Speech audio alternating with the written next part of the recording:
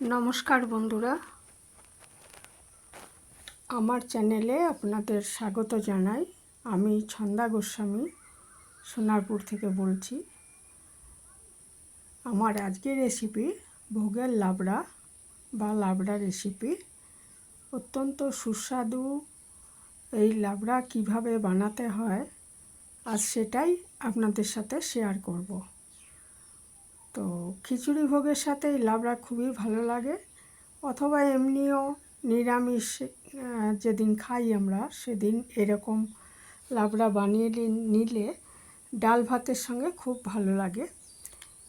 তো আপনারা অনেকেই হয়তো বানান এইভাবে, তো সেটা আমাকে কমেন্টে জানাবেন। তো আসুন দেখে নিই কীভাবে করেছি। এর জন্য আমি নিয়েছি ঝিঙে আর এই কাটোয়ার ডাঁটা বলে এগুলোকে, খুব মিষ্টি হয়, সুস্বাদু হয় ডাঁটা।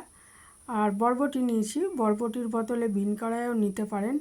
আর নিয়েছি কুমড়ো, একটু পেঁপে অর্ধেকটা, মিষ্টি আলু একটা ছোট আলু, আর কুমড়ো, আর হচ্ছে গাঁঠি কচু। এর সঙ্গে একটু থোড় দিলেও খুব ভালো লাগে।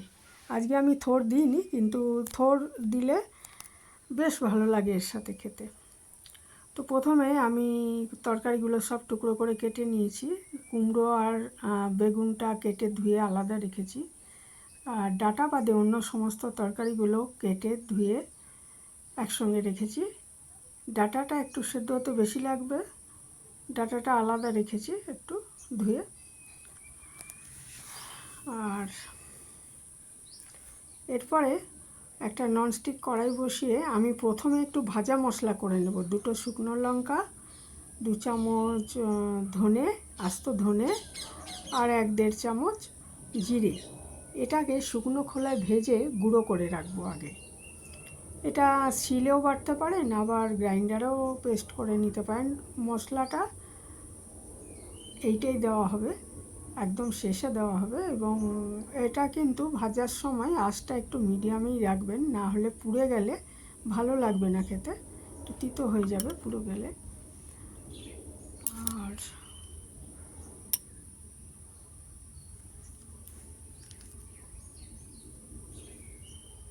এই যে ভাজা হয়েই এসছে, এটা এবারে আমি গুঁড়ো করে রেখে দেব। তারপর ওই কড়াইতে আমি 2 চামচ সর্ষের তেল দিয়ে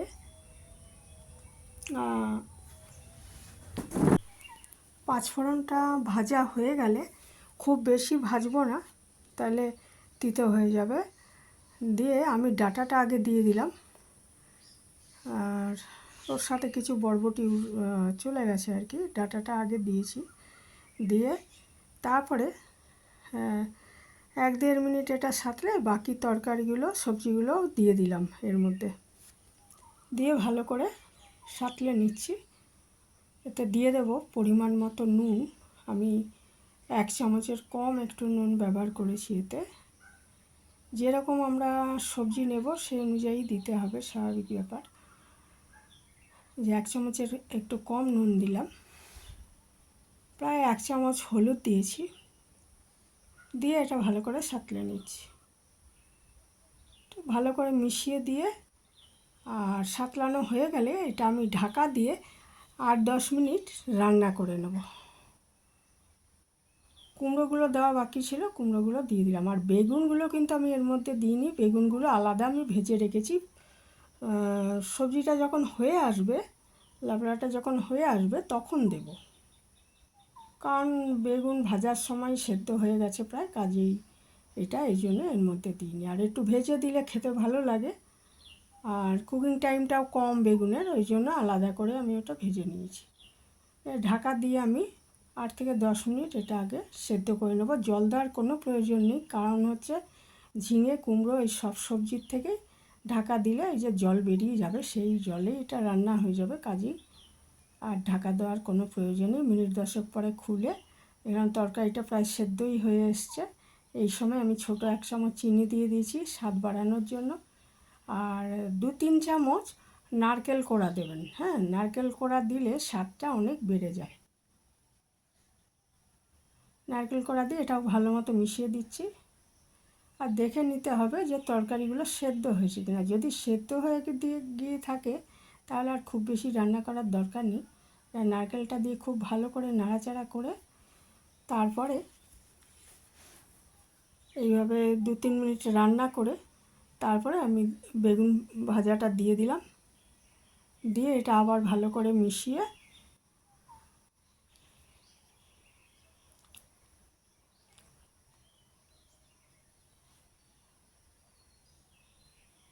খুব ভালো করে মিশিয়ে দিচ্ছি, নারকেলটা যাতে মিশে যায়, বেগুন ভাজাগুলো মিশে যায় এর সাথে। দিয়ে আবার একটু ঢাকা দিয়ে দিচ্ছি 2-3 মিনিটের জন্য। মিনিট 3 পরে খুলে এর মধ্যে ভাজা মশলাগুলো আমি দিয়ে দিচ্ছি, দিয়ে এটা ভালো করে নেড়ে দেবো।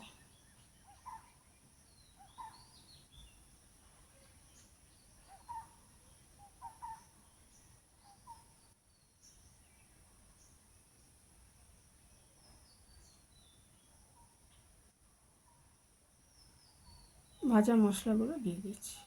আমি যেহেতু ওই শুকনো লঙ্কা ভেজে নিয়েছি সেই জন্য আর কাঁচা লঙ্কা দিইনি। আপনারা ইচ্ছে করলে এর মধ্যে কাঁচা লঙ্কা দিতে পারেন রান্নার সময় আর কি। মশলাগুলো দিয়ে ভালো মতো নেড়ে চেড়ে আঁচটা বন্ধ করে 2 মিনিট ঢাকা দিয়ে রেখে দেবো, যাতে ভাজা মশলার ফ্লেভারটা পুরো লাবড়ার মধ্যে চলে যায়। তাহলে এটা আমার রেডি হয়ে যাবে। ভোগের জন্যই দিন বা এমনি যদি তৈরি করে খান তাহলে পরিবেশনের জন্য। ওপরে একটু নারকেল কোড়া ছড়িয়ে দিয়েছি দেখতে ভালো লাগবে বলে, আর কিছুই না। নারকেল তো অলরেডি রান্নার মধ্যে রয়েছে। আজ এখানেই শেষ করলাম। ভালো থাকবেন সবাই আর আমার পাশে থাকবেন, অনুরোধ রইল।